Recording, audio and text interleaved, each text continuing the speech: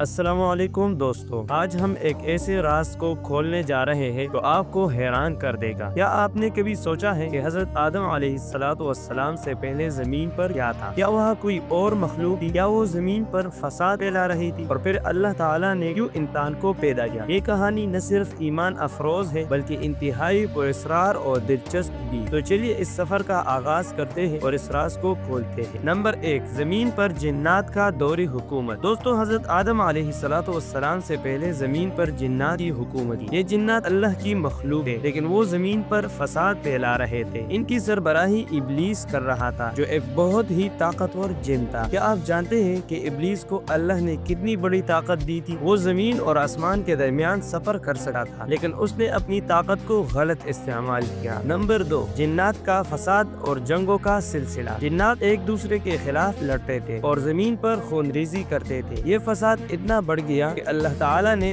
انہیں ختم کرنے کا فیصلہ کیا۔ کیا آپ جانتے ہیں کہ فرشتوں نے اللہ سے کیا سوال کیا تھا؟ انہوں نے پوچھا، کیا تو زمین پر ایسے کو خلیفہ بنائے گا جو فساد پھیلائے گا اور خون ریزی کرے گا؟ لیکن اللہ تعالیٰ نے فرمایا، میں وہ جانتا ہوں جو تم نہیں جانتے۔ نمبر 3، ابلیس کا غرور اور سرکشی۔ ابلیس کو اللہ تعالیٰ نے بہت عزت دی تھی، لیکن اس نے اپنی عبادت پر غرور کیا۔ جب اللہ نے حضرت آدم علیہ السلام کو پیدا کیا اور فرشتوں کو حکم دیا کہ وہ آدم کو سجدہ کرے، تو ابلیس نے انکار کر دیا۔ اس نے کہا، میں مٹی سے بنے انسان کو سجدہ نہیں کروں گا۔ یہ سرکشی اسے اللہ کی رحمت سے محروم کرنے کا سبب بنی۔ نمبر 4، حضرت آدم علیہ السلام کی تخلیق۔ اللہ تعالیٰ نے حضرت آدم علیہ السلام کو مٹی سے تخلیق کیا اور ان میں روح پھونکی۔ آپ کو علم عطا کیا گیا، یہاں تک کہ فرشتوں کو بھی آدم کے علم کے سامنے سر جھکانا پڑا، لیکن ابلیس نے اپنی غرور کی وجہ سے سجدہ نہیں کیا، جس کی وجہ سے وہ ران درگاہ ہو گیا۔ نمبر 5، جنت سے زمین پر بھیجے جانے کا واقعہ۔ حضرت آدم علیہ السلام کو جنت میں رکھا گیا، لیکن شیطان کے بہکاوے میں آ کر انہوں نے ممنوع درخت کا پھل کھا لیا۔ اس کی وجہ سے وہ جنت سے زمین پر بھیجے گئے۔ یوں زمین پر انسان کی نسل کا آغاز ہوا۔ نمبر 6، جنات اور انسان کا تعلق۔ حضرت آدم علیہ السلام کے زمین پر آنے کے بعد جنات کو انسانوں سے الگ کر دیا گیا، لیکن ابلیس نے انسان کو گمراہ کرنے کا عہد کیا۔ یہ کشمکش آج تک جاری ہے۔ کیا آپ جانتے ہیں کہ جنات آج بھی انسانوں کو گمراہ کرنے کی کوشش کرتے ہیں؟ نمبر 7، زمین پر حیوانات کا کردار۔ حضرت آدم علیہ السلام کے زمین پر آنے کے بعد مختلف حیوانات ان کی خدمت میں حاضر ہوئے۔ ایک واقعے میں ہرنوں کا ذکر ہے، جنہیں حضرت آدم علیہ السلام نے دعا دی، جس کے نتیجے میں انہیں مشک کی خوشبو عطا ہوئی۔ نمبر 8، انسان کی ذمہ داری۔ حضرت آدم علیہ السلام کو زمین پر خلیفہ بنا کر بھیجا گیا، جس کا مطلب تھا کہ انسان کو زمین کی ذمہ داری سونپی گئی ہے۔ انسان کو اللہ کی عبادت کرنی ہے اور زمین پر امن و امان قائم کرنا ہے۔ نمبر 9، ابلیس کا عہد۔ ابلیس نے اللہ کے سامنے عہد کیا کہ وہ انسانوں کو گمراہ کرے گا۔ اس نے کہا، میں تیرے بندوں کو سیدھے راستے سے بہکاؤں گا۔ یہ کشمکش قیامت تک جاری رہے گا۔ اس سب کا نتیجہ یہ ہے کہ حضرت آدم علیہ السلام سے پہلے زمین پر جنات آباد ہیں، لیکن ان کے فساد کی وجہ سے اللہ تعالیٰ نے انسان کو خلیفہ بنایا۔ انسان کو زمین پر اللہ کی عبادت اور اس کی حکمت پر عمل کرنا ہے۔ یہ کہانی ہمیں اللہ کی حکمت اور انسان کی ذمہ داری کا احساس دلاتی ہے۔ دوستو، یہ تھی حضرت آدم علیہ السلام سے پہلے زمین کی پراسرار کہانی۔ اگر آپ کو یہ ویڈیو پسند آئی ہو تو ہمارے یوٹیوب چینل کو سبسکرائب کریں، اس ویڈیو کو لائک کریں،